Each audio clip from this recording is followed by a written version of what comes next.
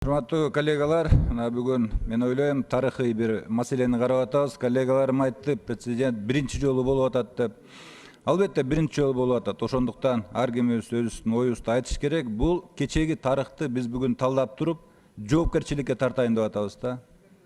Бул кечеги президент, бүгүнкү президент, келечекте боло турган президенттердин бардыгына сабак болуш керек деп мен ойлойм, парламент ушул чечимге келип атат. Мына 1-2 мисал айтайын. Эң негизги күнөөлөрдүн бири ТЭЦ болуп атат. Азыр менин коллегам Канат Капашев айтып кетти, биздин да жоопкерчилик бар деп. Албетте бар. Парламент мыйзамды бузуу менен бир күндө 3 окуудан кабыл алып берген.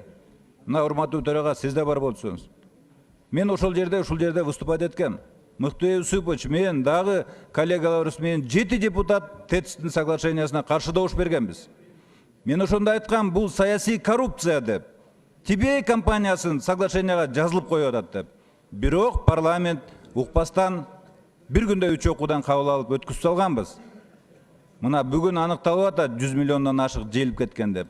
Аны албетте биздин органдар аныктап, канча дегени бывший министрлер, премьер-министрлер камалып сурак берип жатат. Мен ойлойм, кийинкилер башкалар ошодон сабак алат депчи. Андай болбосо жакшы болмок да. Атамбаев жөнүндө, экс-президент жөнүндө сөз болуп атат. Ушул жерде коллегаларыбыз айткан, колу бутубузду бурап туруп, ушул жерге ТЭЦтин соглашениясын өткүзүп кетти депчи. Бирок биз каршы бергенбиз да. Ушул жерден коллегаларыбыз бир күндө 3 окуудан деген. Ошондуктан мен ойлойм, коллегалар, президент заказ берсе, аткарбаш керек. Өзүңөрдүн добушуңарды бериш керек деп. Мына бүгүн эле кечеги маселе уже тастыкталып калып атат, туура эмес кылган экенбиз деп. Бул жерде да парламенттин өзүбүздүн күнөөнү сезиш керек. Конституциялык палатанын судьясы Сооронкулованы кетирип атканда, мен өзүм мисалында ушул жерде каршы добуш бергем. Бирок ошондо да мындай чатына парламенттин колубутун бурагандай кылып туруп, ошол жерин өткүзүп кеткен, каршы чыкты деп туруп. Мен эмнени айткым келет ушулар менен? Шайлоого түз аралашып кеткен. Эмне үчүн комиссияда буну караган жок?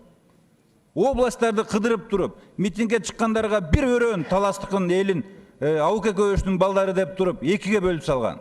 Баа берип туруп. Буга чейин кечирим сурай элек. Мен ойлойм, ушул сыяктуу маселелер көп болгон. Ошондуктан мен ойлойм, бул маселени карап атканда ушулардын баарын караш керек деп. Кол тийбестикти алуу республика ата журттун программасында пункт болгон. Депутаттардан керек болсо кол тийбестикти алуу деп. Мен ойлойм, президент болобу эч кимде кол тийбестик болбош керек. Ошондо мыйзамдан, жоопкерчиликтен коркуп, бардыгы мындай абайлап иштей турган болот да. Анан кийин мен жана айтып кеттим, биздин бул Рахмат.